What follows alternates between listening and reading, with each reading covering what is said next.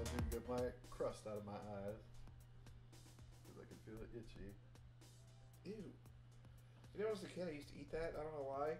I don't have any idea why. No, I don't do that. I just get out of my eyes. All right, so this is our eye to eye segment, and we don't always see eye to eye on things, and we're not, but it's supposed to help us both grow. But there's some things we just never will grow on. Last time was Scooby Doo, and this time it is about a movie. It is a movie that is a classic, untouchable, but someone tried. Failed. So, in life, there are some things that there's only one of. And y'all, there is only one motherfucking Pinocchio. And the Emperor of the Night. He is No. right. There's only one of them. It is the Walt Disney version. No. It is not the shitty Filmation, No. which it's not a bad movie. They just... So, Don't be a there's hater, two don't be versions of jealous. Pinocchio in this house. There's mine, that he hates. And mine is the correct version. And he calls it's Pinocchio in The Emperor of the Night. That's the name of Two it. completely different stories, just involving Pinocchio. James Earl Jones is the voice of the Emperor of the Night. That should give you an idea what you're getting yourself into, because they are very different movies. They are very, very different movies.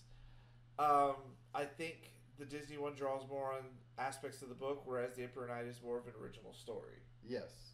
And the Emperor of the Night is, especially for kids, is scary. And it's kind of an allegory for the child sex trade. It was a warning to people of what was going on in the world. It is really scary in places. It's entertaining in other places. It's definitely a Filmation movie. But it is the far superior version. I can watch it. Far superior. So, here's why I have a problem with it. I have a problem with a lot of these movies from the 80s that are cartoons that were literally just cranked out. They're missing something.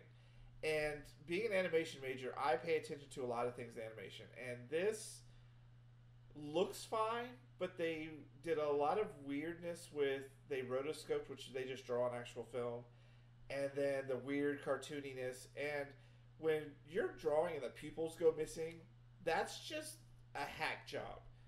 I think this one could have been fine had they put some more time in it, but because of the product of what it was, it's a lazy fucking film. And it's ugly to watch in parts. No. It is. And the music is It's horrendous. amazing.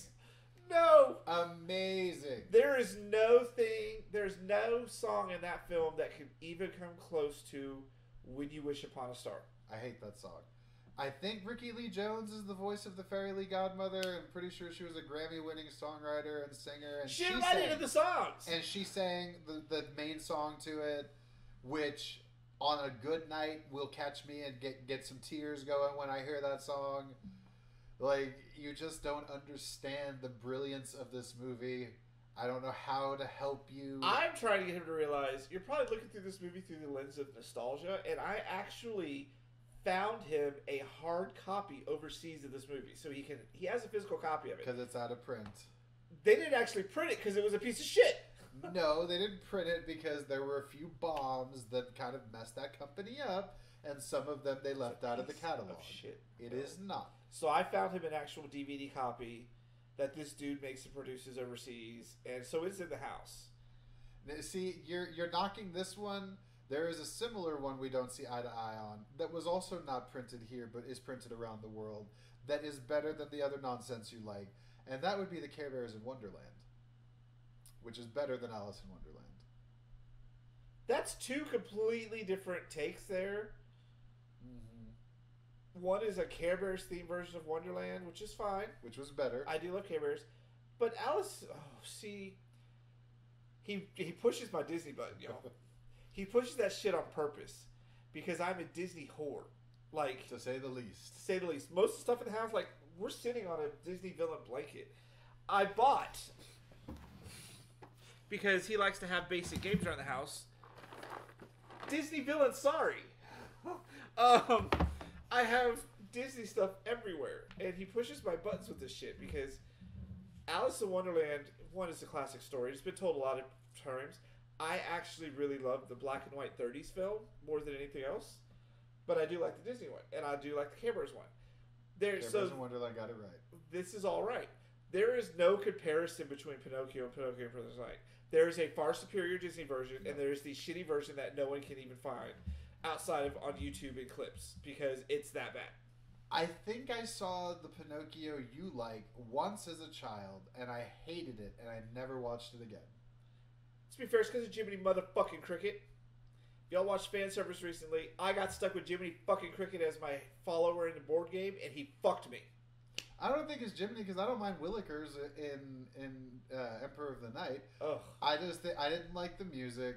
I thought it was it's kind of a weird, creepy tale of an old man. Pinocchio is a weird, creepy tale to begin with. But see, the difference is in your version is this creepy old man who brings a little boy to life for some reason that he wants to keep. Mine, he's already a little boy. He's alive. Hold on. He's alive, and Geppetto's his dad. Yours, Geppetto is wanted creepy. Wanted a child because story he was of lonely. Pygmalion turned. Hold on, no.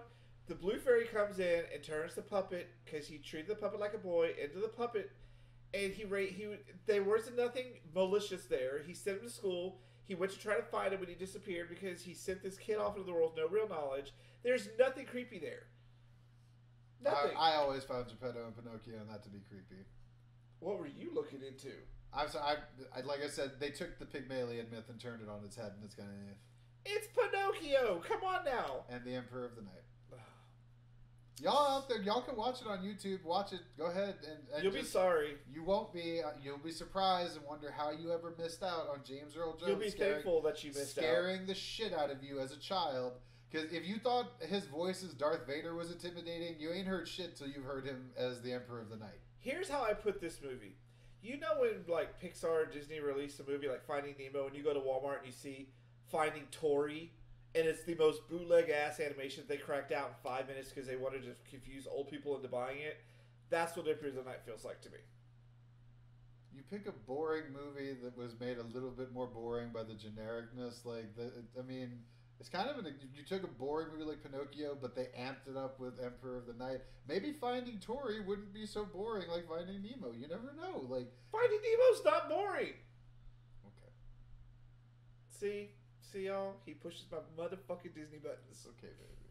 It's okay. And then he laughs because my friend Terry and I, we talking Disney all day. We send shit back and forth from each other, pictures. Like, I got new Disney ornaments. We're already sitting. He's like, y'all, really? Y'all. You just don't know. Y'all. I do sort of know. I'm learning. But I still think, especially with the Disney ornaments, but you know my thing about Disney too, like, it's the evil empire, and the more you support the evil empire, the more it grows, and so it Yes, I've got to the point recently where I'm like, they're going a little too far with things. Just recently, they've been the evil empire for a while. I know. Darth Mickey is like, or Emperor Palpatine. It's one of those questions. How do you separate the art from the artist? Which that's a whole nother Disney topic. knows how. They give them a small check and they take their art away and make millions off of it. Didn't you read the article? Anyways, so yeah, watching Fandoms Grow has been a lot of fun. I've enjoyed watching this and where we're going to go because later in the show you're going to see just how far his fandom has gone, and I cannot wait to show you. Oh my.